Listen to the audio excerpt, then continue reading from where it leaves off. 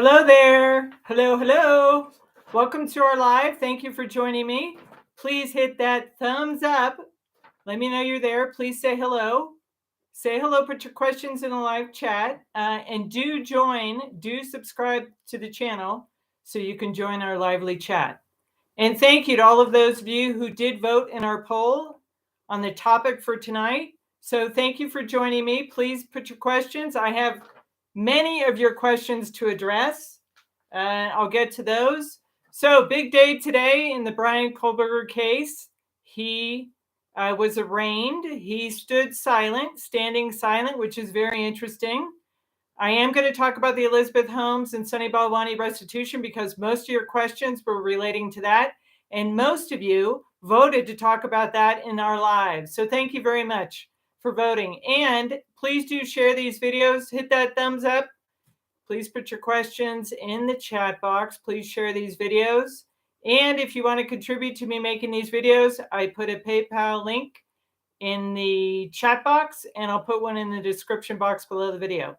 Okay, so hi there, I'm Michele Hagan. So those of you who don't know me and don't recognize me, my name is Michele Hagan. I'm a legal analyst. I'm a former prosecutor. I've done defense work, and I watched the Elizabeth Holmes trial.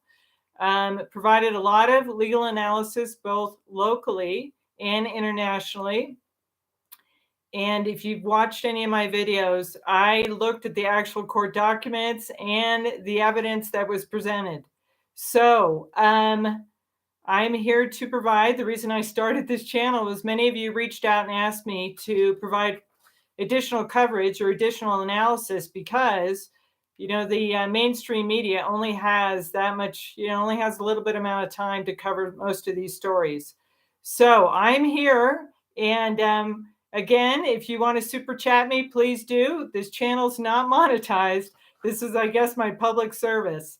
So anyway, I do want to say thank you to all of those of you who have subscribed. Welcome, analyzers. Welcome to all the new analyzers. Thank you for joining this channel. And thank you to all of those of you who have contributed to me making these videos, supporting my work. I appreciate it. And please do subscribe. By subscribing, you support my work. So I appreciate it. Okay, so this video is for education information. And it's simply my analysis, simply my opinion. So we've got a lot to cover. Thank you for joining me this evening.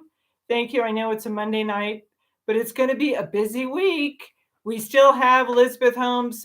Prosecution has to file their response to her appeal.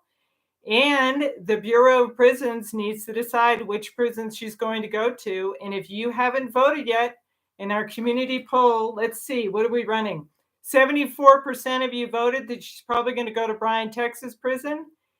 15% thought maybe Dublin, California prison. And 11% of you voted possibly some other location. So we'll see. So I expect those decisions this week, and we'll see what happens. I'll keep you posted. Okay, so any questions, go ahead. Don't be shy.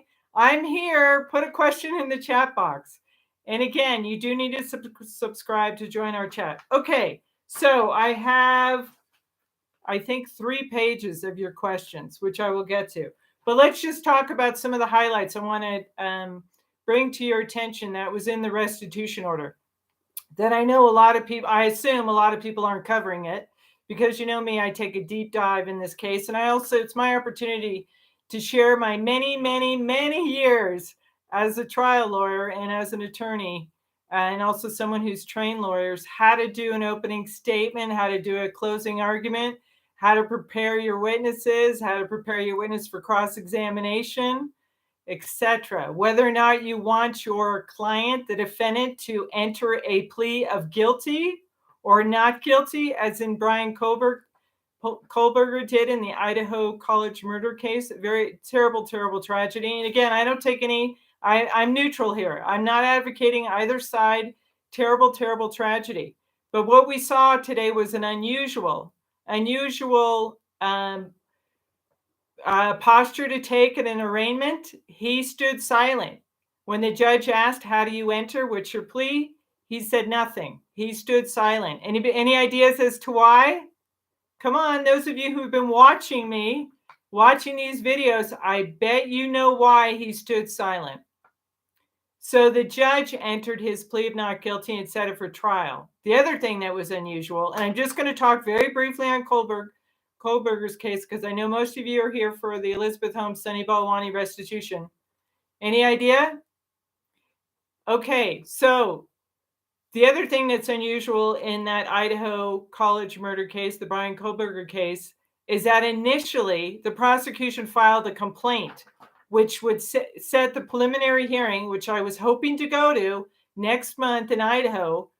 Instead, the preliminary hearing is canceled because the prosecution took it to grand jury. The grand jury indicted Bryan Kohberger, so they don't have to do a preliminary hearing, and it's going to get set for trial. And the reason that's interesting is because the preliminary hearing gives the defense an opportunity to get a preview of what the case is that the prosecution is going to put on.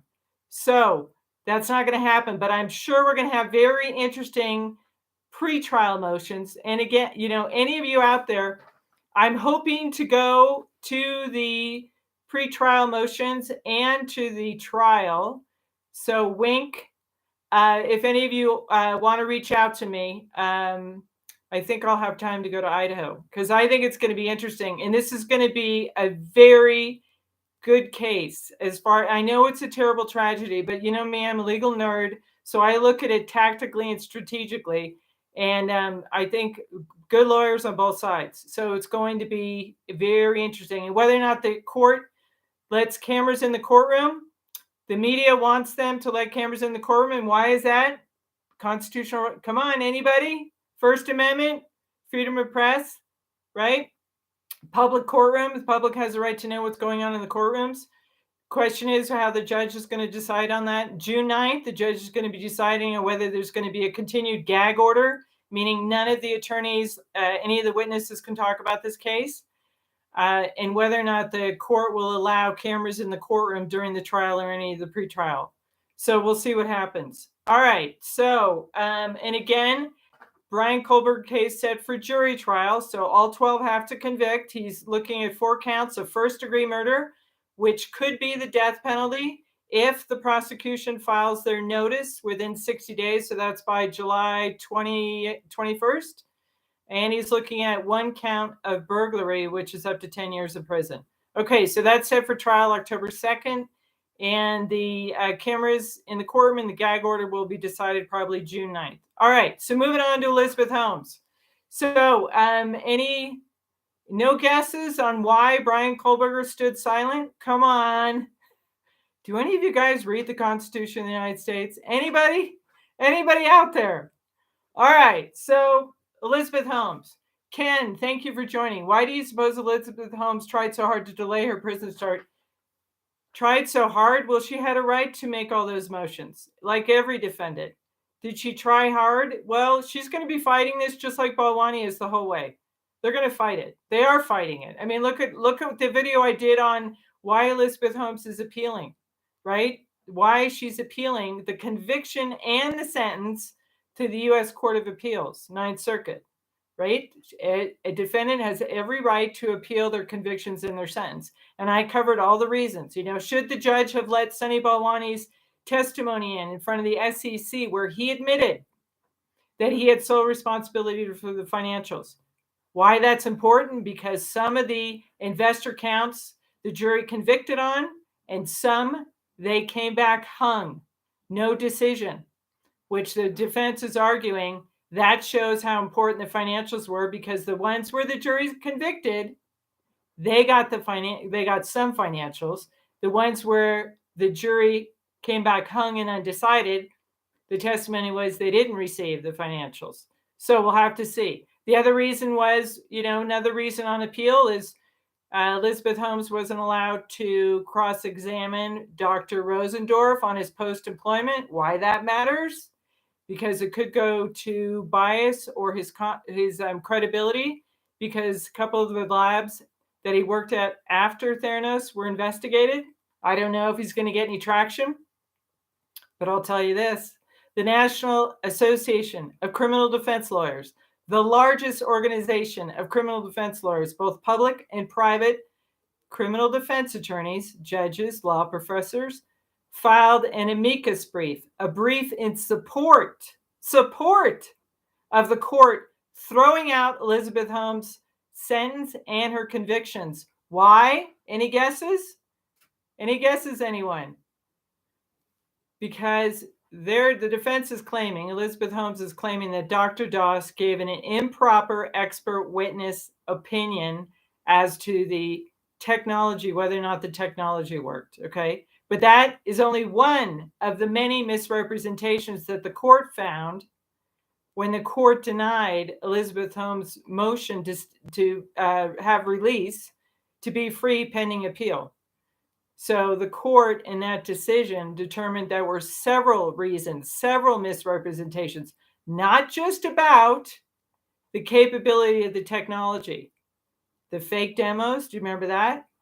The whether or not Theranos was financially sound, whether or not pharmaceutical or research academic institutions validated the technology. Go ahead and look at the video I did on the indictment where I walked you through all those misrepresentations, right? Okay, so any questions there? All right, so let's go ahead. Let's see. Do hit that like button. Do share these videos. Please put a question in the chat box. If you want to put a question, join our lively chat. Please do subscribe. Okay, so the restitution order. Now, I did a couple videos. I had a few moments on Saturday. So I wanted to show you the language. Instead of me telling you what it was, I wanted to show you just parts of the judge's order to let those words speak for themselves. So you might want to go look at the breakdown of the restitution video, the exact restitution video where I talk about the 12 victims plus how much Walgreens got and Safeway got. The total was $452 million. Now, it could have been a lot higher. It could have been like the prosecution had requested approximately $887 million in restitution. The judge ordered $452 million. But there's also those C1 and C2 investors. If you total up those 29 investors, that's $730 million. Missed opportunity? We'll talk about that. All right, so why are they both on the hook? The judge found that both Sunny Balwani and Elizabeth Holmes are responsible for the full amount of $452 million. That's what's called joint and severally liable. That means they're both on the hook. They don't pay it twice. They don't split it. They're both on the hook until that amount, the entire amount, is paid to the victims, to the 12 investor victims plus Walgreens and Safeway. All right, so that's 14 total. Could have been 29 plus Safeway and Walgreens, but no, it's 12 investors, which is, I think, $397 million, plus the additional to Safeway and Walgreens, total of $452 million. Okay, so they're both on the hook.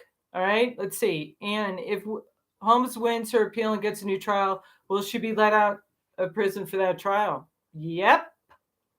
Well, actually, I shouldn't say that so quickly. She'll ask for bail. She'll ask for release.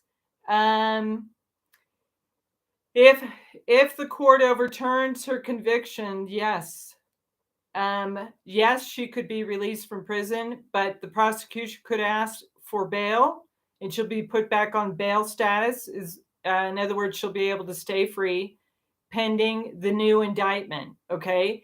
And the counts where the jury found Elizabeth Holmes not guilty, those patient counts, do you think Elizabeth Holmes could be retried on those counts? Any ideas? Any ideas, anyone? Does anyone read the Constitution? Double jeopardy. No, she can't be retried on those exact patient counts because the jury reached a verdict it was not guilty. The hung counts, the 3 investor counts, Alan Weisman, Black Diamond Ventures, and who's the other one? The Hall Group, where the jury came back undecided, hung verdict. She could be retried on those, assuming the judge didn't dismiss those. I don't think the judge did. Okay, so let's take a look. Oh, I wanted to talk to you about The difference, this is really important. There's two different loss calculations the judge made. The judge made a loss calculation for purposes of time, how much time she and Balwani were going to serve in prison. Do you remember I went through the federal sentencing guidelines? And if you go look at the very first video I did on calculating Elizabeth Holmes' sentence, I walked you down the federal sentencing guidelines at different levels depending on how much money she was convicted of defrauding investors. She was not convicted on the patient counts. She was not convicted on those 3 outstanding investor counts where they were hung on. Sunny Balwani was convicted on all of them, guilty on all. Jury of 12 unanimously convicted him on all counts. They only convicted Elizabeth Holmes unanimously on 4 counts. 1, conspiring with Sunny Balwani to defraud investors. That's what that conspiracy charge is, what the judge relies on for ordering restitution to be paid by both of them. And by the way,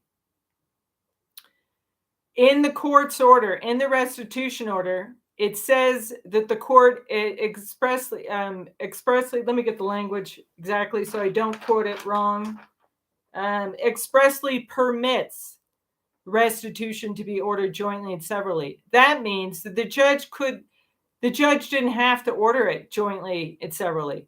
Judge didn't have to do that. He could have apportioned it. Certain percentage for Holmes, certain percentage for Balwani. But guess what? Neither side asked the court to apportion. Neither side asked the court to apportion liability. Now you may say, well, that sounds like they made a mistake. Think about it. Think about it.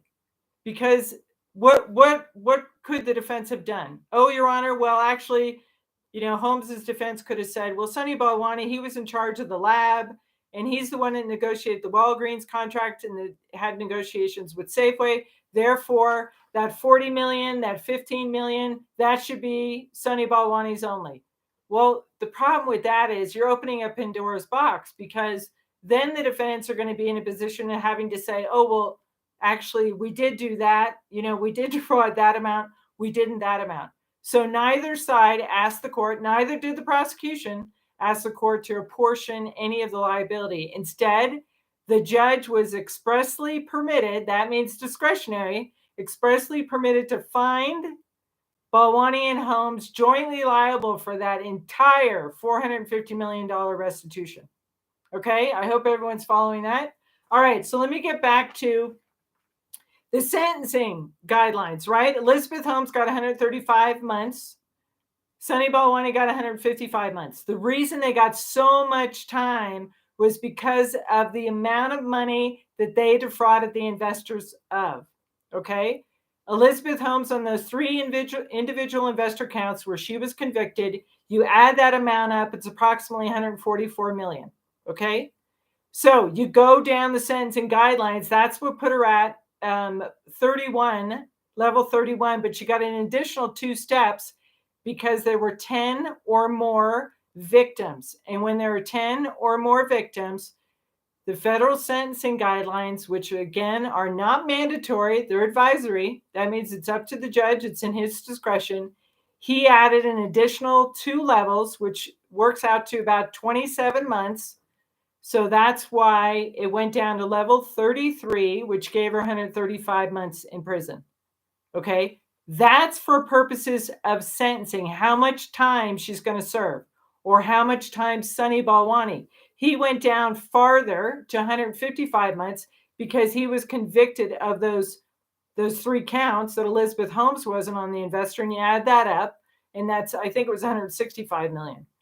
So that's why he got more time than Elizabeth Holmes did, okay?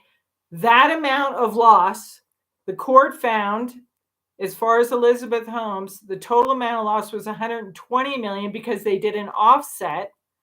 I'll call it based on the residual value of Theranos that the defense asked for, okay? So it was 120 million. But then you say, wait a minute, but the restitution is the restitution is 452 million. How did they get there? Well, that's because there's a separate next step after sentence, figuring out what the loss is for purposes of how much time you're going to serve in prison. Then the judge looks at compensation. So there's a loss calculation to punish Sunny Balwani and Elizabeth Holmes. That means the amount of time they're in prison. Then there's a calculation of loss to compensate the victims. That's the $452 million restitution that Sunny Balwani and Elizabeth Holmes have to repay the victims. That calculation was done based on evidence submitted to the court to prove up those losses. Okay. And I pointed this out in the video I did on the exact restitution and also in the breakdown, where I pulled up the indictment and I showed you the counts where Elizabeth Holmes was convicted, and I put a question mark. Like, why was she indicted, charged with 5.3 million, but yet she was only, for example, in the restitution, she was only ordered to pay 1.8. Why is there a discrepancy? Because there's two separate calculations. One is for the amount of time, the amount of loss, right, relating to the indictment. The other one is what amount to compensate the victims who were defrauded the money, okay, the 452 million. I pointed out in the exact restitution video who testified at the trial. That was Lisa Peterson for RDV, the DeVos family. That was Dan Mosley for the Mosley Family Holdings. These were counts 6, 7, and 8 she was convicted on. And then I think it was Bryan, I always get the Bryans mixed up, but whoever testified for the PFM, Bryan, I think it was Bryan. No, it wasn't Bryan Grossman. What's his name? I forgot his name. Anyway, you know what I'm talking about. So counts 6, 7, and 8, she was convicted. Counts 3, 4, and 5, Alan Eisenman testified. Jury came back hung, $99,000, but the judge awarded it. Count 4. That was the Black Diamond Ventures. No, that was the Hall Group. I think I'm trying to remember who testified. Trying to keep all these witnesses. Anyway, in the Hall Group, the jury came back not guilty. Came back hung. And then in count 5, that was the Black Diamond Ventures. The jury came back hung, but the judge took those counts where the jury found was unable to convict Elizabeth Holmes, came back hung, but the judge still calculated that those amounts as part of the restitution. Defense is arguing, no, that shouldn't be. The jury was not able to show that Elizabeth Holmes caused that loss.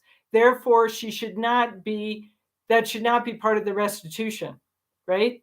So that's part of the appeal. And go look at the video I did on why Elizabeth Holmes is appealing, because I went through, I think it's 132-page appeal. And I tried to highlight and give you the reasons why. So take a look at that. Okay, so thank you for joining me, everybody. Hit that thumbs up. All right, Tafuna, can the court order her to divulge how she paid her? No. Good question, though. Can the court order her to divulge how she paid her legal fees to determine if she can pay restitution? Our agreements with our clients are confidential. Our fee agreements are confidential. Now, I know there's stuff floating out there about how Elizabeth Holmes has paid $30 million or owes $30 million in legal fees. Somebody else said $25 million. I don't know how they come up with this stuff. I know it was referenced early on, but, attorneys do take cases pro bono. That means free. And I'm not saying they did. But I do know in a recent, what was that fan opinion piece that showed up recently, where Elizabeth said she can't pay the legal fees. They asked her whether her partner's family was paying it. She said no. She said she's probably going to have to work her life to pay off these fees. Well, guess what, you guys? Elizabeth Holmes has had other patents issued since she's been involved in this trial, the indictment and everything. And if you remember, one of her patents was, I think she sold it for $100 million. So I don't know why you guys are all, not all, some of you believe that she and Balwani aren't going to be paying this restitution. These two people have an incredible amount of money to attract. They attract money very easily. They attract investors. Sunny Balwani sold his company for, I think it was a couple $100 million. So I have a hard time believing the two of them are going to sit on their hands. I really don't think either one of them are going to be living and not making any money. I really doubt it. Okay. I think, as I have said regarding Elizabeth Holmes, she has always believed that her technology has worked. She has blamed the people in the lab. Some, human error was the problem. It wasn't her technology. But the thing is you can believe your technology works, but belief, in fact, well, the jury convicted her of conspiring to defraud. One of those misrepresentations that she was accused of, Anne Balwani, was saying that the technology was fast, accurate, and reliable. That was a misrepresentation. Saying that Theranos was financially sound. Saying that they had made those fake demos. You remember when the DeVos family showed up and was given a demonstration? Many of these investors were given a demonstration on the Edison or the modified third-party devices, right? So I covered a lot of this in the prior videos. Anyway, let me look at your questions. The judge can consider, as far as figuring out what the restitution amount, a judge can consider all victims that were directly harmed, but they have to prove up the restitution. So maybe it was a missed opportunity because the judge denied the other investors. Okay. The judge awarded these 12 investors, but not the other. There were 29 total. So what is that? 17 did not get restitution. They could have been included in the restitution award to get to that 730 million just for the C1 and C2 investors. But in the judge's order, the judge said, this is again, I don't know what happened. The prosecution presented a spreadsheet, but there were no supporting documents. Like the spreadsheet indicated who they were, how much it was, but there wasn't enough evidence for the judge to rely on that. The judge didn't want to rely on just a spreadsheet, maybe a declaration or an affidavit for any one of these C1, C2 investors, but maybe they didn't want to. Maybe they didn't want to participate. Maybe they figured they never get paid back. I don't know. But the burden is on the prosecution to prove up the restitution amounts. That means they identify, they get in contact with all the other potential victims, the C1, C2 investors, and say, we're going to be doing a pre-sentence report. If you want to put together an affidavit or a declaration, go ahead, let the court know. There was one investor who put together a declaration. She was seeking $100,000. Judge denied it. Why? Because in that declaration, she didn't indicate that her loss was directly related to the fraud, to the misrepresentations made by Holmes or Balwani, the statements that they made. You see, you can't just say it. You have to show that it's directly related to the frauds, to the misrepresentation, to the communications made by either one of the defendants, to the reports that you were given, to the statements that were made on the website, right? Fast, accurate, reliable technology. One drop of blood will change everything, etc. Okay. So let me look here. What are the questions? And Diamond, thank you for joining me. If she ever gets a new trial, can the count she was acquitted of get charged? No. Double jeopardy. Very good. Nice job. If she ever gets a new trial, charges that she will be acquitted. Okay. If she ever gets a new trial, can she be charged? La, la, la. Okay, you're asking me the same question over and over. All right, so let me go to another thing that we found out. One of the videos I did, the government prosecution and RDV investor, that was count 7. That was the 99 million that Lisa Peterson testified that they lost when they invested in Theranos. And I was in court, I was wondering, how come Lisa Peterson is testifying? Why isn't someone who actually I don't know, it wasn't clear to me that Lisa Peterson had the authority or made the investment decision, but whatever. The jury convicted on that count. So RDV and the government asked for the court to order a reimbursement for Elizabeth Holmes and Sunny Balwani to reimburse RDV for legal fees and investigative costs, and to reimburse the government for depositions, producing documents, trial, etc. The court denied it. Why did the court deny it? As I pointed out in that video, they didn't submit billing records. They didn't submit supporting documents. I don't get it. Here's another thing that may have been a missed opportunity. And again, there may be absolutely legitimate reasons. And again, this is just my opinion, but I was reading through it going, what? Safeway had a $40 million loss. I think it was 40 million, right? They, it was awarded by the judge that Balwani and Elizabeth Holmes had to pay it, but Safeway didn't give a victim impact statement. They didn't make a statement for purposes of restitution. The judge relied on the testimony at trial, which was definitely sufficient, right? But there was no victim impact statement. Again, is that a missed opportunity, or is there a certain reason why that happened? All right, then the other, here's another one, Walgreens. There was a settlement with Theranos, and $5 million was unpaid as part of the settlement agreement. $5 million. The judge denied that too. Why? Because the judge found there was insufficient evidence, and they couldn't rely on the court wasn't comfortable relying on a civil judgment from a different state that awarded that settlement to Walgreens. I don't know. Could there have been declarations, an affidavit? The judge wasn't clear as to how the court calculated that amount for the purposes of the settlement. Okay, so let me see anything else. Again, I know a lot of you are like, they're never going to pay this. Well, I really have a hard time. They're not going to be making money. And I think, I know that I'm trying to remember which footnote it's in, but there is a footnote, and there is some, the reading I've done where Elizabeth Holmes has been issued a bunch of other patents. Are we going to say they're worthless? I don't know. They both convinced a lot of people to invest more than $900 million. More than $900 million. And you guys don't think she's going to be paying this back. It may take her a long time.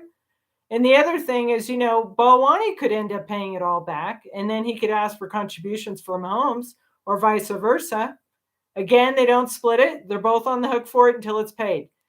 And there's no statute of limitations. They're on the hook until it's paid off. Okay? So, any other questions? Do hit that like button. Give me a thumbs up. How we doing? All right. So let's see.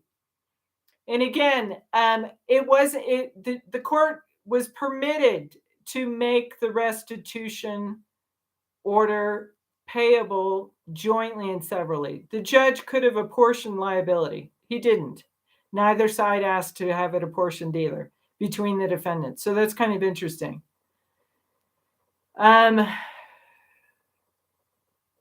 Yeah, I know you guys always want to rope in her partner, but let's just stick with Elizabeth Holmes. Let's just hold Elizabeth Holmes accountable, okay? And Sunny Balwani accountable. All right? So, okay, let's see.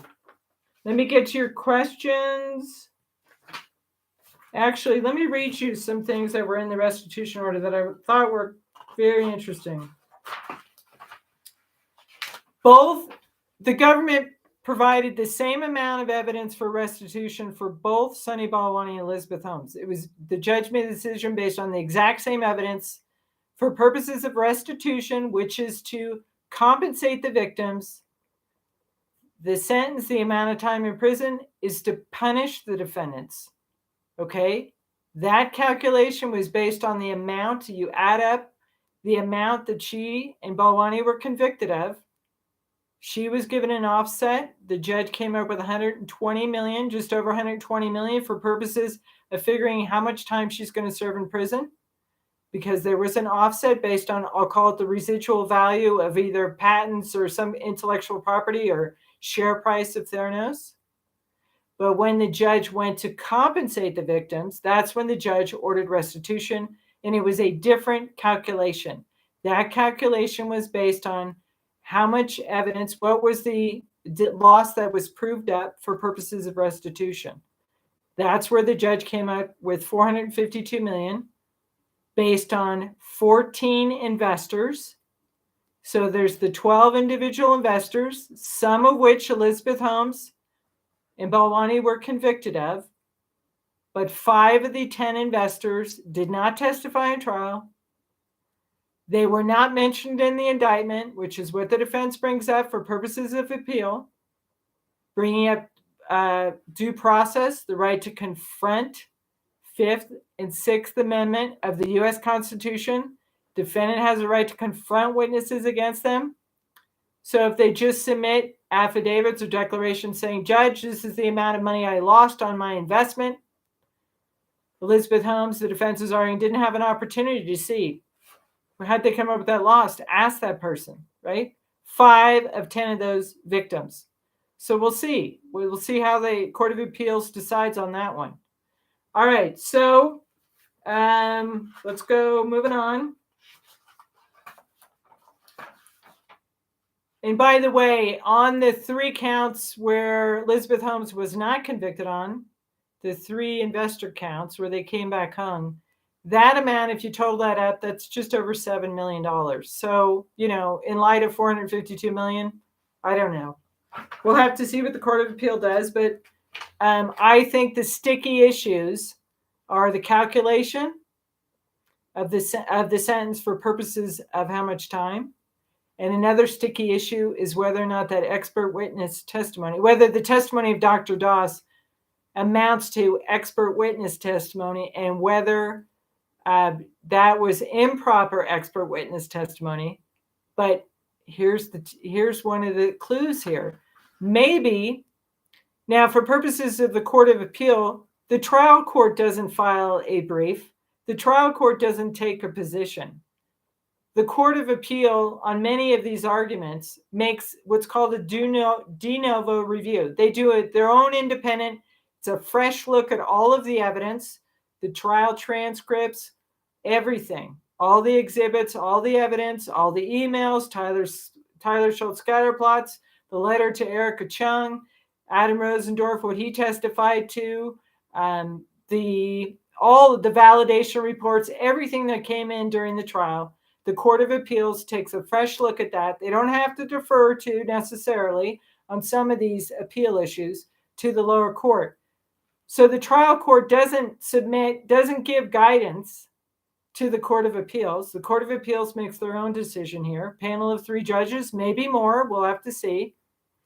But but we do have clues here, because in the motion, in the judge's decision on denying Elizabeth Holmes her opportunity to stay free pending appeal, the motion for release pending appeal, which the court denied for both Balwani and Elizabeth Holmes, which is requiring Elizabeth Holmes to surrender May 30th. We don't know which prison yet. And Sunny Balwani is already in prison. He's awaiting the outcome of his appeal. Elizabeth Holmes will be awaiting the outcome of her appeal in prison. Okay? But in that motion, the court pointed out in their decision, the judge's decision, the court's decision, that the decision wasn't based just on whether or not the technology worked. It was based on many misrepresentations, many that were alleged in the indictment. Look at the video I did on the indictment where I walk you through. There were, I think, 8 alleged misrepresentations, okay? Alleged, you can decide whether it's alleged because she's been convicted and so is Sunny Balwani. But one of them was, whether the technology worked. Another one was whether they had whether the technology was being used by the Department of Defense, whether they had an ongoing relationship with Walgreens or whether or not it stalled out, whether or not the pharmaceutical companies or research academic institutions validated or not the technology, whether or not there were any fake demonstrations turned out to be fake. Remember those demonstrations with the null protocol? Remember, the investors would show up at the lab. They would be told, they would submit for a blood test, and turns out, according to some of the witnesses, that it was never tested because they were using third-party devices back in the lab, right? Then their other misrepresentations were, what else am I missing? Oh, that it was financially stable, that they needed FDA approval. They claim they didn't. Prosecution says yes, they did, but they misrepresented that to the investors. And the other one that everybody seems to be leaving out is that representations were made to the media for purposes of generating press, magazine covers, opinion pieces. These statements, these interviews that Elizabeth Holmes gave generated, don't you remember this, generated those articles.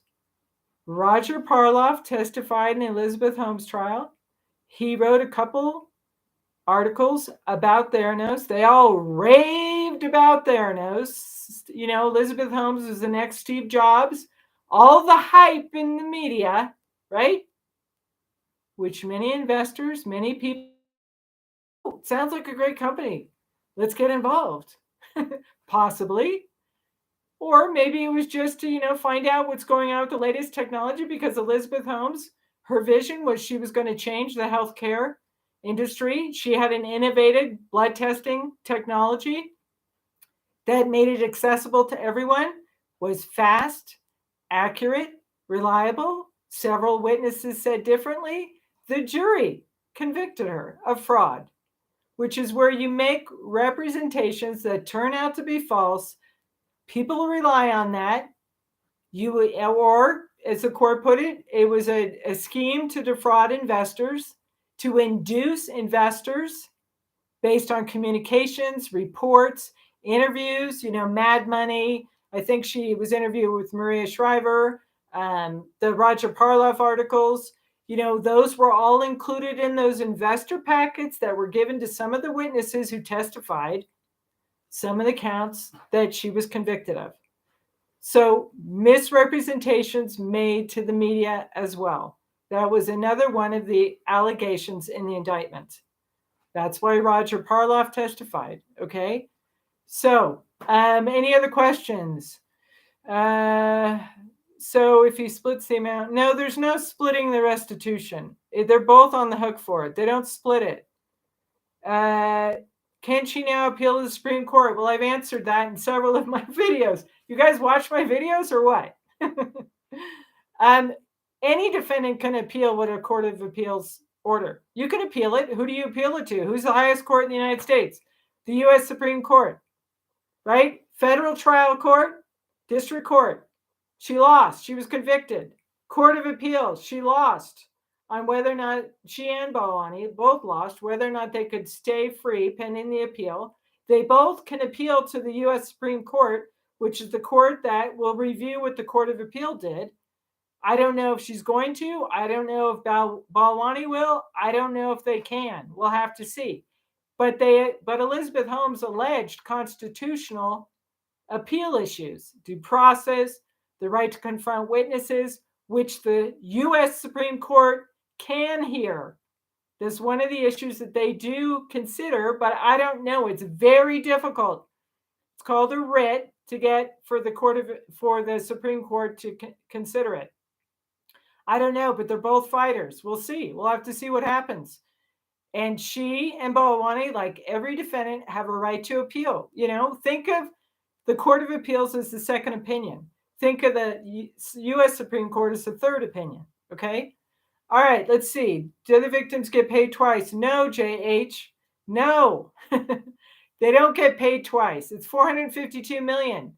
The probation department is the entity that's going to decide, they're going to carry out, and the court as well, carry out the terms of the restitution.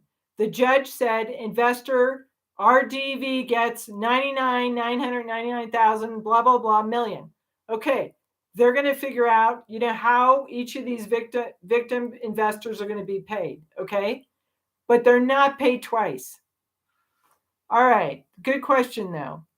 Okay. So, yes, they can appeal whatever decisions by the Court of Appeal to the Supreme Court, but I don't know that the Supreme Court's going to consider the appeal to stay out of prison. The constitutional questions, maybe. We'll have to see. It's never a dull moment. Never a dull moment. Okay, so again, restitution is to compensate the victims. That's why the amount is different than the amount that was calculated for purposes of her sentence. That amount, the 120 million, that is to punish, to figure out what the amount is of time that Sunny Balwani and Elizabeth Holmes served. That was 120 million. So sentence to punish, restitution to compensate victims. Okay, I hope that makes sense. All right, let me see what else. And by the way, under the Mandatory Victims Restitution Act, restitution is mandatory when you're dealing with fraud or deceit cases. This was a case, both Holmes and Balwani were fraud cases. That means the judge it was mandatory. He had to order restitution, regardless or without consideration. I'll read it to you. Without consideration of, it's mandatory in defraud cases that the court has to award the full amount of restitution to victims without consideration of the defendant's economic circumstances or ability to pay. Now, part of the pre-sentence report, which it's confidential. I don't have copies of it. Part of the pre-sentence report, that's when probation reaches out to these 29, potential victims, these investors who lost $730 million. That's when they reach out and they find out, what are the loss.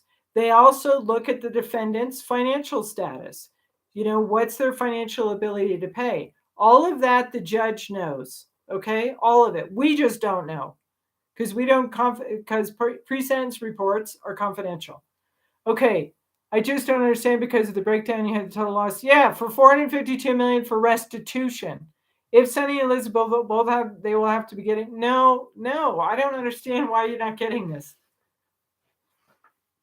$452 million. Sunny Balwani pays $10,000. Now we're down to $442 million. Elizabeth pays $5. Now we're down to, you see what I'm saying? And then they decide, the probation department decides how they're going to allocate which victim. They're probably just going to start paying them equally off until it's all paid off. They're not going to be paid twice. No, doesn't happen. Okay, so let me see what else I wanted to point out before I get to the rest of your questions. Yeah, let's see. Safeway. Safeway wired $30 million to Theranos in August of 2011. They wired $30 million to Theranos. They didn't submit a victim impact statement, but the judge said that's fine because there was testimony at trial to support the judge awarding Safeway that $30 million, which came out to 14.5 million, because the judge reduced it because Theranos did pay some of these investors back, one of which was Safeway, where they paid back 15.5 million. So 15.5 million minus the 30 million is the 14.5 million that you see in the exact restitution video I did, where I lay out, I show you that. Okay, and then Walgreens made, it's called a convertible loan in June of 2012. And part of that settlement, the unpaid part of it was the $5 million, which the judge did not award Walgreens because there wasn't sufficient evidence presented. Okay, so that was not included as part of the restitution. Let's see what else. Looking to see if there's and I thought was also interesting is that Walgreens apparently paid Theranos $100 million called an innovation fee. And there was a lack of evidence regarding that, but I think that $100 million innovation fee was probably the underlying reason why there was a settlement. I don't know how much the entire settlement was, but I do know, according to this restitution order, that $5 million of it was unpaid, which the judge did not include as part of this $452 million restitution because there wasn't sufficient evidence. It's likewise with the other outstanding C1 and C2 investors. I think 17 that were outstanding, there wasn't enough evidence for the judge to include that as part of the restitution. And RDV and the government were denied their $500,000 request to be reimbursed because they didn't submit billing records or supporting evidence. The other thing I thought was interesting, one of the last points I'll make here before I get to your questions, is that the defense argued for the judge to offset the restitution. The government was asking, the prosecution was asking for approximately $887 million to be paid back in restitution to the victims, to compensate the victims. That would include all the C1, C2 investors, plus the investors that were part of the indictment, okay? But the defense asked the court to say, don't order any restitution because of it's called the complexity exception. Complexity exception. In other words, Your Honor, don't bother calculating restitution because it's too complex to do it. It's determining complex issues of facts, and it would complicate and prolong the sentencing process. Therefore, zero restitution of the victims. The court said, no. The calculation is basically not complex. It's straightforward. You just look at the amount the investors invested. Just look at the amount. Not the inherent share value, just the amount. RDV wired $99 million. PFM wired $38 million. Alan Eisenman was $99,000. Black Diamond Ventures, I think, was $5.3 million. Daniel Mosley was $5.9 million. Just looking at the amount that they wired Theranos, and it was at the time they wired it. Was a fraud committed at that time? Not what the share value would be of Theranos at some later time. It's what was the amount of loss at the time that they were induced to rely on those fraudulent representations. At the time, they had, whether they talked to Elizabeth and Sunny while they read the investor materials with those darn logos that were misappropriated, that Elizabeth Holmes admitted to on the stand. Interesting. One of the only things she admitted. And why did she admit to that? Okay, maybe I'll tell you later what I think. But anyway, and they look on the website, or they attend one of her TED Talks, or they read an article written by Roger Parloff in Fortune magazine. All of those were representations made to a pool potential investors. Some of them testified at trial. They relied on statements Elizabeth Holmes made. They relied on the demos that were made. They relied on the investor reports they were given. All of those were representations. The question is, were those representations true or false? Was it true or was it fraudulent? And based on when these investors wired the money, that's wire fraud. If they made their decision based on the representations made by Elizabeth Holmes or what was in the materials or representations Sunny Balwani made, etc. Okay? So it's not only the individual investors, but it's also the conspiracy charge. Both Sunny Balwani and Elizabeth Holmes were both convicted of count 1, conspiracy to defraud investors. The two of them agreed to defraud investors. That's what the jury found in both Holmes and Balwani's trial. They were tried separately. That's why the judge, I'm sure, was comfortable saying, you guys are both on the hook for the full amount. And he said it because of the conspiracy. It was a fraud conspiracy. Okay. All right, let me see. Any other questions? Ann asked, was the cutoff put it to 2015 because Balwani left? No, he left in 2016. No. The indictment, they just locked down 2010 to 2015 because that was the time period at which the money was funded from the investors. That's why they picked 2010 to 2015. Right, okay, any other questions? All right, so let me get to your questions because I have many of them. Anything else? And again, I'll just quickly go through Alan Eisenman. He got $99,990. Sherry Eisenman, I assume that's his wife. She didn't testify at the trial. She got $49,995. Hall Group, they did testify, $1.875 million. Richard Kovacic, he didn't testify, but he was awarded $4.1 million in restitution. Lucas Venture Group was awarded $7.5 million. They didn't testify. Mendenhall TF Partners, $1.3 million, didn't testify at the trial. They submitted information as far as putting together the restitution, though.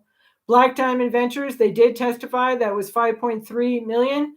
But the jury in the Elizabeth Holmes case was hung on that count. It was hung on the Hall Group account, and it was hung on Alan Eisman's count. So counts 3, 4, and 5, the jury came back hung, undecided. Peer Venture Groups got $93 million. And by the way, in restitution, they did submit a spreadsheet. They gave enough evidence for the judge to give them an additional $62 million based on the information they presented in restitution. I did a video on that. You can look at that. They scored on that spreadsheet. They got $62 million spreadsheet. PFM, they testified at the trial, Holmes trial. Jury came back guilty. She was indicted on $38 million wire transfer from PFM, but the judge awarded $52, an additional amount for restitution. Mosley Family Holding, Elizabeth Holmes was convicted on that count. That was $5.9 million. Dan Mosley testified at the trial. Jury came back guilty on that count. Keith Rupert Murdoch, otherwise known as Rupert Murdoch, that was $99 million. And he didn't testify. I'm sorry, back up. RDV Corporation, I forgot that. That was the DeVos family. Lisa Peterson testified. Jury came back guilty. $99 million was awarded in the loss for the restitution. Keith Rupert Murdoch, otherwise known as Rupert Murdoch, he didn't testify, but an affidavit, I think, by an attorney who the defense claims has no personal knowledge. Why wasn't there a declaration from Rupert Murdoch saying he's the one, personal knowledge, he lost the approximately $125 million? That's up on appeal. But the judge awarded Rupert Murdoch almost $125,000 of this $452 million. Walgreens got $40 million. Safeway got $14.5 million to the total of, for purposes of restitution to compensate the victims, $452,047,268. Okay, so let me get to your questions really quick. Any other comments? Yes, of course Elizabeth Holmes is going to write a book. Of course. I said that a long time ago. She's going to write, I bet she'll write 2 books. I bet you, or more. She'll maybe write some children's books. Maybe she'll write some books about how, she's great at promoting, great at getting the media to write stories about her, great at getting both she and Balwani, getting people to invest. I mean, wasn't there just a fan article written? Didn't the former writer say that she was mesmerizing? It was impossible. I don't have it in front of me. Impossible not to be taken in by Elizabeth Holmes. I mean, did that writer even look at the evidence? Did you look at any of the text messages?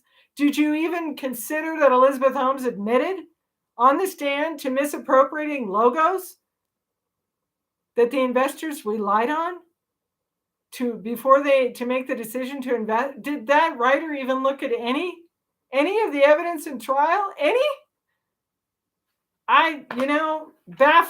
Baffled, and another missed opportunity. I mean, she can write whatever she wants. Clearly, she was taken in by Elizabeth Holmes. I don't get it. I just don't. I was in the courtroom. I don't know Elizabeth Holmes or Sunny Balwani. Never met him, never talked to him. Didn't even know who the heck they were. I live under a rock, okay? I got interested because I thought the case was legally interesting, and it still is. And it gives me an opportunity to teach all this information. And you guys have learned an incredible amount of legal knowledge about the U.S. criminal justice system. Okay, so let me get your questions. Lynn B. asked, I'd like your analysis clarifying how Elizabeth Holmes will deal with this enormous restitution. Elizabeth Holmes and Sunny Balwani will deal with the enormous restitution and the $25 million demand from former Theranos. I don't know anything about the $25 million. I can just tell you that 17 of the C1, C2 investors are not part of this restitution because the judge didn't have enough information showing that they relied on representations made or information provided that turned out to be fraudulent, that there was not enough evidence for the judge to say they were directly harmed. I don't know what happened there. Maybe they didn't want to submit affidavits or declarations. Don't know what happened there. I also cannot imagine a scenario. You can't imagine a scenario where her attorneys will allow her to rack up her legal fees. Pro bono. Look it up. All right. Who gets the first rights of reimbursement? I don't know. I don't know. Ask the prosecution. I don't know. Ask the probation department. I imagine it's going to be divvied up equally among the investors, unless the court. I don't know if the court has indicated how much to be paid, but I'm sure they're all going to be paid off equally, just going down the list of the 14, the 12 investors plus Walgreens and Safeway. Okay. Jamie Kavanaugh. Thank you, Lynn, for your question. Thank you for subscribing. Jamie Kavanaugh, how long do they have to pay all the money back? There's no time limit. It's paid off. The amount will be outstanding until it's paid off. Picture, thanks for your question. The reality of investor victims getting any economic restitution from the defendants is remote. Are you kidding me? These two have a great ability to raise money, and they're not going to be living poor. They're not going to be poor. Elizabeth has submitted many other additional patents that have value. Okay, maybe her technology still has value. I don't know. I'm not privy to all of that.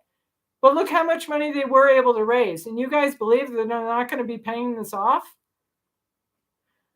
How does the court manage the money defendants possess already? Well, the court is aware, the judge is aware of the financial capability of both the defendants. Okay, the judge is fully aware of that. I'm sure, considered that when he awarded this amount of restitution. I don't know. Doesn't Sunny Balwani own some property or some buildings, or I don't know. We'll have to see what happens.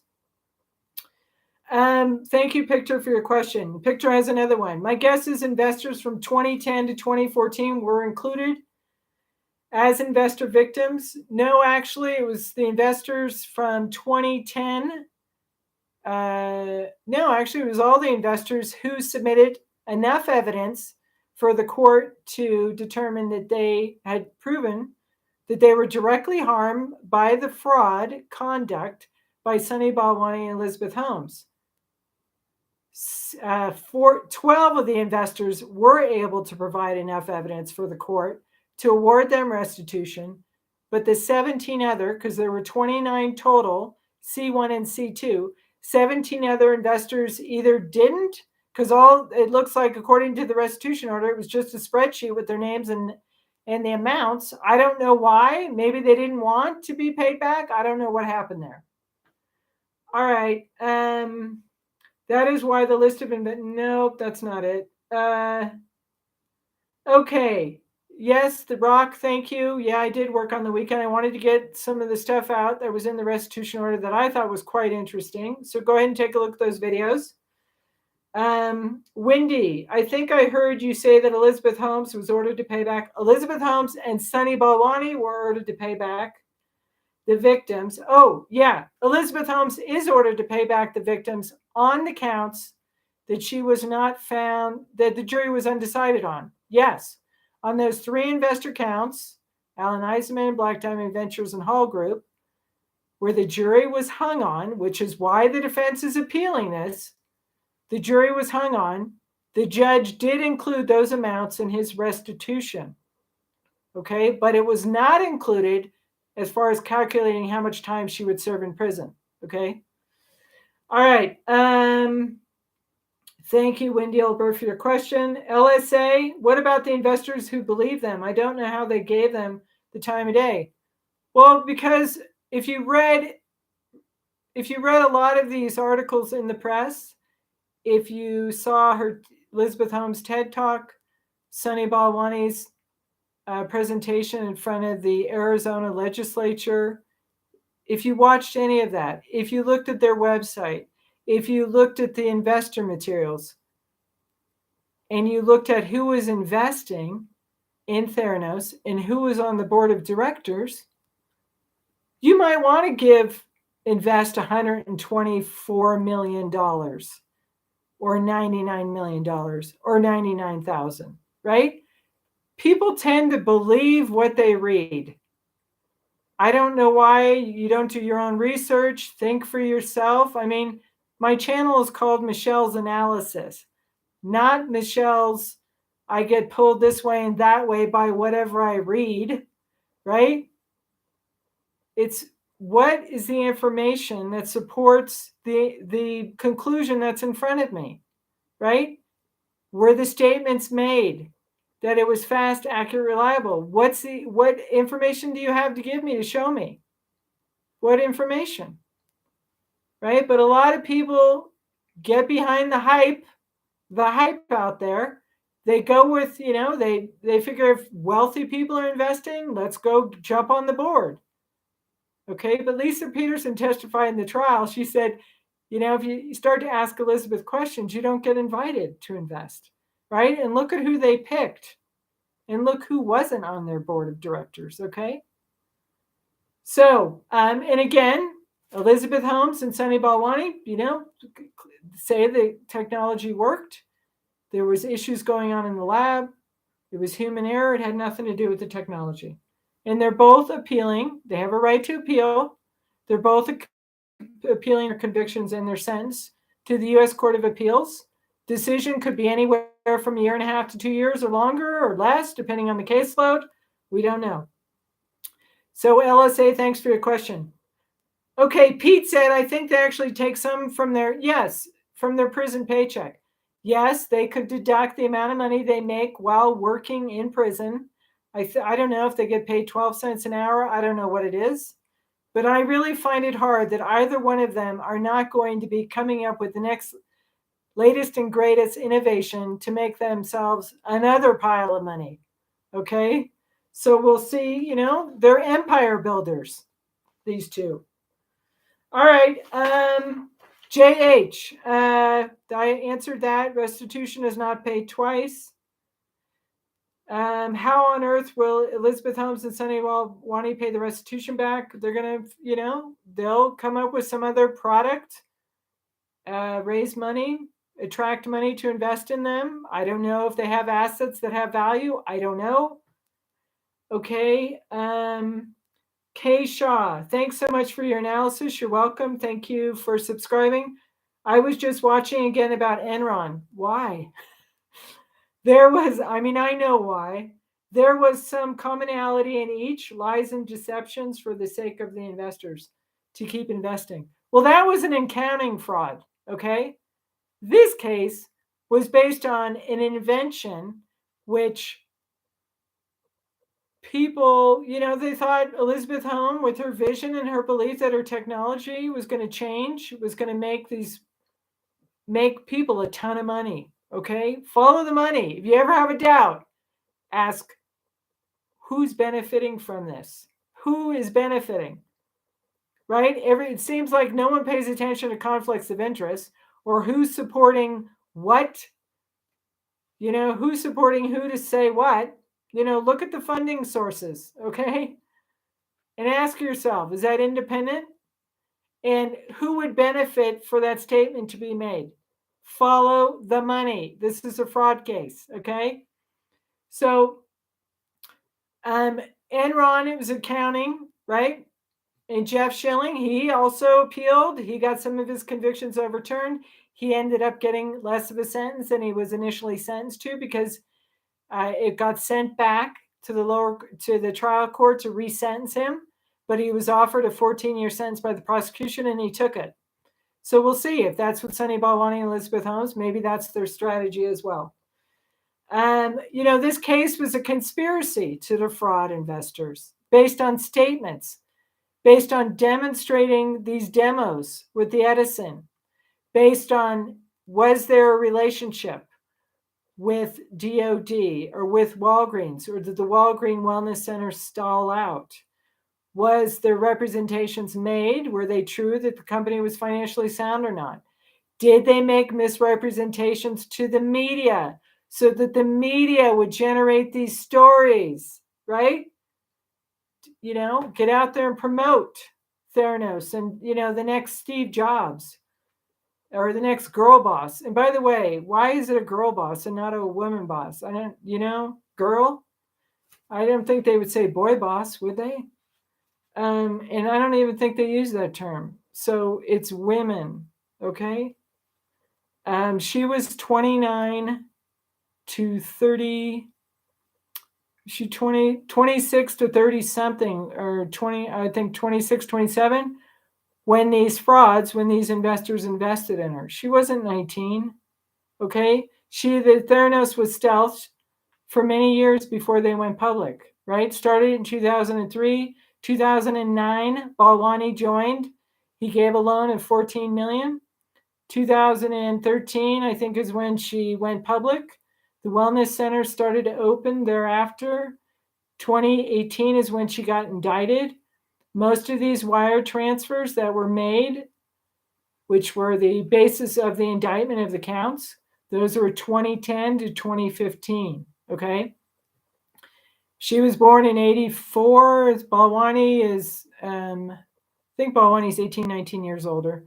So she would have been 31, 26 to 31 at the time that these statements, representations, were made to these investors that they testified they relied on before they invested. And that was the reason why they decided to invest in Theranos, which the jury found on several of these counts for purposes of Elizabeth Holmes, the conspiracy to defraud with Balwani, and he was convicted to defraud investors. Those investors testified that they relied on those statements. They relied on the demonstrations of the technology, right? They relied on the representation they had. The DOD was using the technology in the field. Or, you can look at the investor call video I did. You can listen to Elizabeth's own words, and you can decide whether she was talking about it as a future aspiration or whether she was saying that it was, no, actually the technology works now. And these representations are now, okay? All right, moving on. So Kay Shaw, thanks for your question. I think the media said she's going to Texas. I shouldn't believe everything the media says, though. Yeah, well, they don't always have the time to report, and they're not always correct. We always, we all make mistakes. I have heard much more about Texas. Yeah, maybe she'll go to Bryan, Texas. Maybe Dublin, California prison. We don't know. Could be anywhere. Remember, Sunny Balwani was initially recommended to go to the East Coast, but no, Bureau of Prisons sent him to California. One of the reasons why is because he could be closer to his attorney so he could work on his defense. Okay? Maybe it's an argument Elizabeth Holmes will make. I don't know. We'll see. Anne said, careful evaluation and reply by the judge. Really is careful and deliberate. He knows the law for sure. Well, he's been a judge on the federal bench for many years. Prior to that, he was a Superior Court judge. Prior to that, he was a criminal defense lawyer private. Prior to that, he was a public defender in Santa Clara County. Okay? He's had a few of these cases, more than a few. Okay, and he says in his motion, his decision, the court's decision, isn't just based on the representation of the capability of the technology, which is what the defense is arguing is the central issue, and is what I pointed out and why Elizabeth Holmes is appealing. Maybe that has traction, because if the technology didn't work, isn't that the whole reason why they invested? I mean, do we really care whether the fake demos or whether what the media, Roger Parloff said in the Fortune magazine article, doesn't it all stem from whether or not the Edison worked? Whether the mini lab worked, whether the technology worked? That's what defense is arguing. But the court said, no, it's not only that. There were more than one misrepresentation made, more than one fraudulent statement. The relationship with Walgreens, the DOD, the pharmaceutical validating, etc. Okay? Thanks for your question, Ann. Okay, Pictor said, sounds pretty dumb to ask payments of expenses and show no receipts. That's regarding the RDV Corporation not getting their $500,000 reimbursement. And Pictor points out it was probably because the DeVos family had a last-minute suggestion. No, I don't think so. I don't know, though. I don't know. Usually the victims have plenty of time to submit their request for restitution and to prove up their losses. I don't know what happened here. That could have been what happened. Jamie Kavanaugh, thanks for your question. I wonder if the investors will ever see their money. We'll see what happens. I think the court and the probation department is going to keep a close eye on the financial status, what kind of income either one of these defendants generate. Okay. Elizabeth Freebird. Funny name there. Okay. So Elizabeth isn't a Freebird. But anyway, the question is, I think her comment, his or her comment, I think she should go to FCI, the Federal Correction Institute in Tallahassee, so she can be roommates with Ghislaine Maxwell. Ghislaine's lawyer asked for Federal Correction Institute in Denbury, so that must be the cushiest place. I doubt they're going to be roommates, and I doubt she's going to be going to Tallahassee, because that's a different type of correctional institution. Looks like the Bureau of Prisons and the judge recommended a federal prison camp, which is not secured by fences. They have opportunity to take classes. They can also do counseling. They also have a chapel. They can exercise. I mean, I'm sure Elizabeth Holmes would be great for teaching business skills, right? Teaching how to market yourself, how to promote yourself, how to, get people to trust you, to invest in your vision. Okay. Clearly she has that ability. We can conclude if you're able to raise 900 million, right? Maybe not. Maybe they just invested because it was getting a lot of press and they figured, hey, there's profit to be made here. I don't know. You guys can make that decision. Okay, and then Aussie Girl on the Kohberger case, back to Bryan Kohberger, the Idaho College case. He was arraigned, and he didn't enter a plea. He stood silent. Why did he stay silent? Any ideas? You guys have had the whole live to figure that out. He stood silent because the Fifth Amendment, the right to remain silent. Let me give you another idea. Let me give you something else to think about. If he spoke, is there audio evidence? Is there audio evidence that's going to be used against Bryan Kohberger? Maybe he's not going to be speaking, right? Maybe there's some voice connection. I don't know, just putting it out there. But I also thought it was quite unusual. Usually that doesn't happen. So the judge entered the not guilty instead of a trial. The other thing that was interesting, and I mentioned this in the very beginning, is that they are now going to proceed by way of the grand jury indictment. They're skipping the preliminary hearing, which would have given the defense a preview. So instead of going by way of the complaint by the prosecution charging Bryan with the 4 first-degree murder and 1 burglary, they said, nope, we're going to have the grand jury indict him. That way we don't have to deal with the prelim. We can go straight to trial.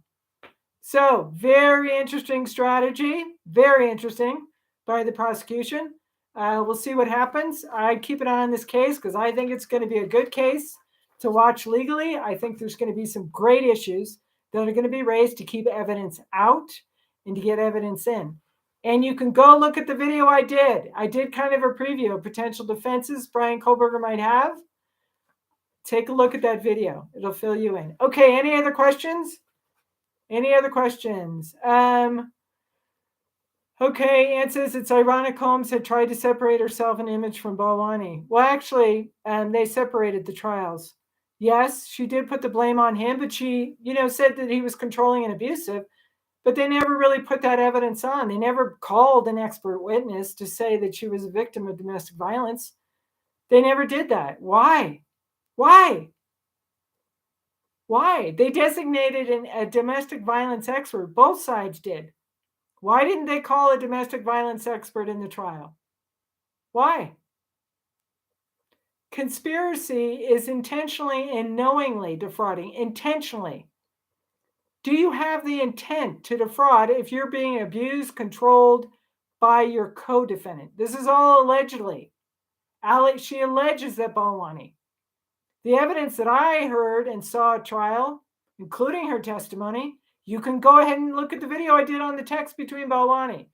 And I am someone who for many years was a domestic violence prosecutor. Yes, it may have happened. Yes, it may have happened.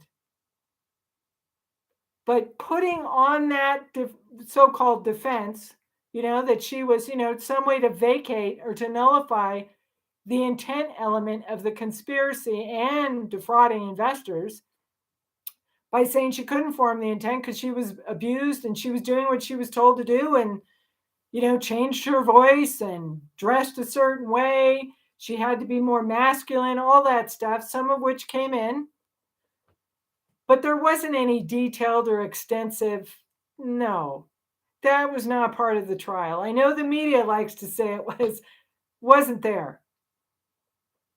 If it was there, maybe then they would have put on a domestic violence expert to say, somebody going through this amount of trauma, and again, it could have happened. Sometimes it happens behind closed doors, right?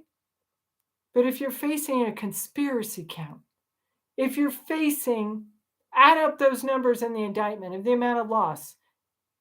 Anybody looking at the federal sentencing guidelines would have looked and said level 31 to level 35. You're looking at a substantial amount of time in prison. Why didn't they pursue it? I don't know.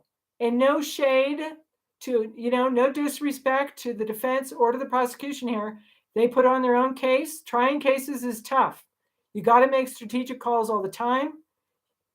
We can advise our clients, but the client is the one that ultimately has the call to make. My guess, maybe there was some stuff, maybe it wasn't enough. Maybe the experts, maybe they didn't want it to be a battle of the experts. Maybe had they put an expert witness on to say she was a victim and not able to form an intent, maybe Balwani would have taken the stand against her. I don't know. I'm just major speculating here. There's a lot of reasons why, but no domestic violence expert to come in to say nothing. I don't know if it was presented as far as sentencing, but it doesn't look like it. Doesn't look like it was considered. So I don't know. Maybe, I don't know. Okay, and again, this is just my opinion. Okay, all right, anything else from any of you guys? Hit that like button. Any other questions? Again, thank you to all of you who have supported this channel. Keep it growing, right? It's not monetized yet, maybe someday. So I guess this is all considered public service, which is fine, right? I'm here to kind of get everybody, answer your questions. And I prefer to be in the courtroom, right? Prefer to be there. If I think, the news outlets need to have legal experts in the courtroom, okay? Legal analysts in the courtroom because, and someone who has, and I'm not trying to do this to sell myself, but you got to have someone who knows what they're seeing when someone takes the stand, when someone gets up and objects, and someone, tries to, takes the fifth. There needs to be some context for that, right? Because the reporters didn't go to law school, right? They don't have enough time to figure out what the heck's going on. And I'm sure you guys would all agree, those who've been following me, that you're learning a whole lot more based on my ability to do kind of a long format here and to tell you why they're doing this or why they're keeping that evidence out or why this decision matters. And to kind of give you a little bit of idea of what's to come, right? So, Elizabeth Holmes and Sunny Balwani, we got to find out, the U.S. Bureau of Prisons is going to be deciding where Elizabeth Holmes, we don't know yet which prison, but she is ordered to surrender May 30th, coming up here in, 8 days, so a week from tomorrow. The other thing is the prosecution's response to the defense's appeal for Elizabeth Holmes. I haven't seen it yet, so I don't know what they're going to be countering the arguments for the issues raised on appeal by Elizabeth Holmes. And then the Court of Appeal will be reviewing the briefs filed by both Holmes, right, regarding Holmes's appeal, because Balwani is appealing separately, both sentence and conviction. So the Court of Appeals will be deciding whether or not, after they read the briefs, which outline the arguments and the responses from the government, it's because the government has to show that basically there was enough evidence to sustain those convictions, right? Even if the judge made an error, right? Even if the expert, even if Dr. Das improperly testified, right? Even if, did that materially affect the outcome of the verdict? Because we can't know what a juror, we're not privy to the jury deliberations. We don't get to know that, right? So the court has to look at all the evidence, the testimony, the transcripts of all the evidence, of all the testimony that the witnesses gave at the trial, all the text messages, scatter plots, the validation reports, everything, the rulings made by the judge, whether evidence was supposed to come in or come out, whether or not, if any errors occurred, whether those errors were prejudicial in order to deny Elizabeth Holmes or Sunny Balwani a fair trial. Was her due process rights violated? Fifth Amendment. Was her confrontation clause, Sixth Amendment, violated? According to National Association of Criminal Defense Lawyers, they took a position. They didn't have to take a position. They took a position in support of overturning these convictions for Elizabeth Holmes. I don't know if there's going to be an amicus brief filed to support the prosecution. I don't know if some healthcare industry is going to file an amicus brief. I don't know if the former Association of Assistant U.S. Attorneys, will be filing amicus. I don't know. We'll have to see if that happens. Okay, and amicus briefs are just providing additional information. They're filed by non-parties. So they provide additional information for the Court of Appeals to consider. For instance, National Association of Criminal Defense Lawyers cited to studies showing that expert witness testimony is relied on more than any other witness, influences the verdict more than any other witness. Therefore, the judge should throw it out if Dr. Doss's opinion that the technology was not appropriate, whatever the words were, for using on patient testing, okay, and whether or not that amounts to expert witness testimony. Defense says it does. We'll have to see what the prosecution says. Okay, is that it? Anything else? All right, so thanks for joining me. Please do subscribe. Please support my work by subscribing. If you want to contribute to me making these videos, I put a PayPal link in the chat box, and there'll be one in the description box below the videos. Hit the like button. Please do leave a comment or question. Please share these videos. And thank you very much, analyzers. Thank you very much for supporting this channel and for your wonderful questions and for joining me on a Monday night. Thanks so much. Thanks for watching. Have a good week. Stay tuned. We'll see what happens next. Oh, quick. Wednesday, there's a hearing you might want to check into. It's at 1:30 Florida time. Venice Courthouse. The judge will decide in the Petito versus Laundrie case. Gabby Petito's parents. She was the one who was murdered by Brian Laundrie, her boyfriend. Her body was found in Grand Teton National Park in Wyoming after they, days after they had that traffic stop, that video that was televised, which many of us were like, whoa, how did the police miss it? But anyway, I don't mean to laugh. It's a terrible tragedy, terrible tragedy. But Wednesday's hearing is an important one because the court will be deciding whether Roberta Laundrie's or Steve Bertolino, the defendants in this case, where Gabby's parents are suing Brian's parents for emotional distress because they're alleging, again, allegations, doesn't mean it's true, that the Laundries knew that Brian had killed Gabby. And then when they made that public statement, or Bertolino made the statement, whoever, because they're pointing the fingers at each other, that statement that they hope that Gabby will be reunited with her family and the search will be successful was not true, was a lie. Therefore, it caused emotional distress. And therefore, the Laundries and Steve Bertolino should be responsible for that. So in the hearing on Wednesday, the court's going to make a determination, or at least they're going to have a hearing, the arguments. The court's going to hear arguments on whether or not the court should release the letter that, the burn after reading letter that Roberta Laundrie wrote to her son, Brian Laundrie, where in the letter, according looks like to both sides. In the letter, Roberta said that she would bring a shovel to help bury a body, and very interesting what I just found out is also bake a cake with a sheave in it in case Bryan goes to prison. I did a video on that. You might want to look at that. If that comes in, that's going to be very damaging to the defendants. Okay. Question is whether or not the judge is going to release it. The Laundries want it to be protected, don't want it to be released, do not want it to be released to the Gabby's parents. I think the court's going to order the letter released. The other thing is the Laundries want to keep their bank statements confidential and not released to Gabby's parents. Gabby's parents are alleging that there were transfers of over $10,000 out of the Laundries bank accounts, and they're claiming that that money was going to be used to help Bryan flee the country. That's one of the allegations. Again, it doesn't mean it's true. That's in their civil lawsuit against the Laundries.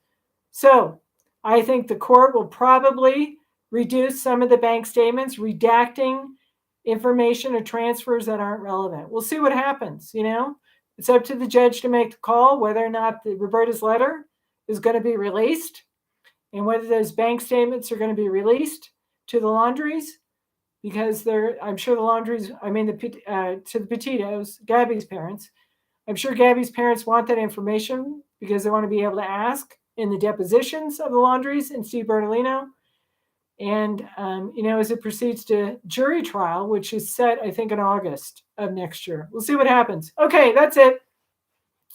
Long enough. Thanks again, everyone. Thanks for watching. Thanks for supporting. Please do support my work by subscribing. Hit that like button. Share these videos. Hit that bell notification so you find out when I do the next video. Thanks again for joining me. Have a good week.